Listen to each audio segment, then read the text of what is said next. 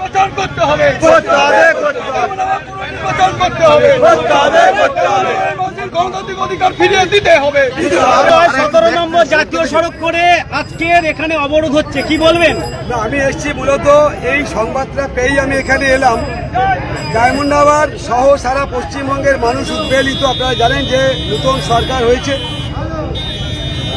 সেখানে ডায়মন্ড হারবারে আমরা ভালো ফল পাইনি কাউন্টিংয়ের মধ্য দিয়ে। তার কারণ আরও সাহেবের নেতৃত্বে ডায়মন্ড হারবারে এই যে ইভিএম মেশিনগুলো ছিল সেগুলো টেম্পারিং করা হয়েছে, মেশিনগুলো চেঞ্জ করা হয়েছে এই জন্যেই যে প্রকৃতপক্ষে মানুষের দেওয়া যে রায়ের যে ইভিএম মেশিন, সেই ইভিএম মেশিন হচ্ছে ওখানে কাউন্টিং হয়নি। তার কারণ প্রতিটি ইভিএম মেশিনের উপরে যে 17C ফর্ম অরিজিনাল থাকার কথা সেটা বেশিরভাগ ক্ষেত্রে ছিল না।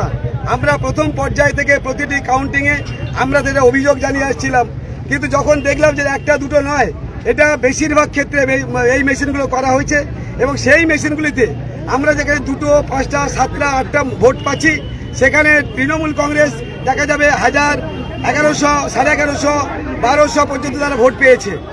আমাদের অভিযোগ সেই জায়গাতে যে এভাবে কোনোদিন নির্বাচন হতে পারে না, এটা মানুষের রায়ের নির্বাচিত যে ইভিএম সেটা নয়, এই ইভিএম মেশিন চুরি করা হয়েছে। সুতরাং আমাদের বক্তব্য বা দাবি, এই ইভিএম মেশিনগুলি মধ্য দিয়ে যে কাউন্টিং হচ্ছে তা কাউন্টিং অবিলম্বে বন্ধ করে ডায়মন্ড হারবারে নতুন করে যাতে পুনর্নির্বাচন হয় তার ব্যবস্থা করতে হবে।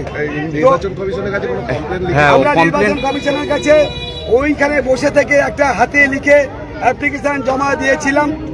এর পরবর্তী সময়ে আমরা মেল করেছি, নির্বাচন কমিশনকে করেছি, জেনারেল অবজারভারকে করেছি, জেনারেল পুলিশ অবজারভারকে করেছি, আমরা সেখানে হচ্ছে ডিইকে করেছি, আরওকে করেছি। আমাদের দাবি যে অবিলম্বে ডায়মন্ড হারবারে পুনর্নির্বাচন করতে হবে। সেটাকে কেন্দ্র করে ডায়মন্ড হারবারের সাধারণ মানুষ, এখানে আমাদের কোনো দলগত ব্যাপার নয়, ডায়মন্ড হারবারের সাধারণ মানুষ আজকের পথ অবরোধ করেছে। আমরা জানি এতে মানুষের অসুবিধা হয়, সমস্যা হয়, তাই আমরা এসেছি।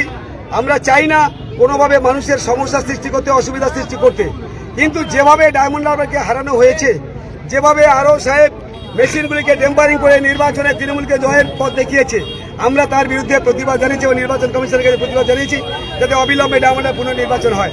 তাই আমি ডায়মন্ড হারবারের সর্বস্তরের মানুষের কাছে আবেদন করব, আজকের যারা পথ অবরোধ করছেন তাদের কাছেও অনুরোধ করব।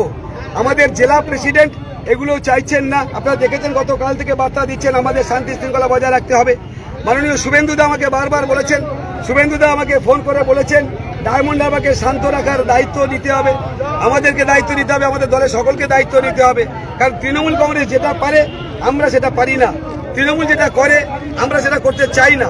আমরা জানি 2021 সালের যে অত্যাচার, যেভাবে মানুষকে মারধর করা হয়েছে, ঘর ভাঙা হয়েছে, আমার মা বোনদের উপর অত্যাচার করা হয়েছে, সেসব দিনের কথা মনে পড়লে আমরা শিহরিত হয়ে উঠি। ঘরের ভিতর থেকে টেনে এনে মেরেছে বাবাকে, মাকে, ছেলেকে, সন্তানকে। কিন্তু তবুও আমি সবাই কাছে অনুরোধ করবো, আমরা জানি আপনারা সবাই নিপীড়িত, শোষিত, বঞ্চিত, আপনারা সবাই আঘাতপ্রাপ্ত হয়েছিলেন।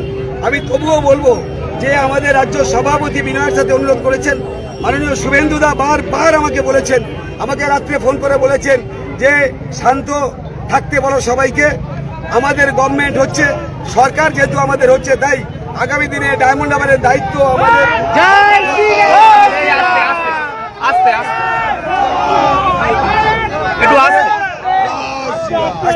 আমাদের সরকারের দায়িত্ব, সরকার মানুষের সঙ্গে থেকে, মানুষের পাশে থেকে কাজ করতে চায়। আমাদের গভর্নমেন্ট কোনো মানুষের বিরুদ্ধে নয়। কংগ্রেস, সিপিএম, বিজেপি, তৃণমূল, জাতি, ধর্ম, বর্ণ নির্বিশেষে সর্বস্তরের মানুষকে সঙ্গে নিয়ে আমরা কাজ করতে চাই, যেটা আমাদের প্রধানমন্ত্রীর বক্তব্য, সবকা সাথ সবকা বিকাশ। তো সেই কাজটা আমাদের সকলকে করতে হবে।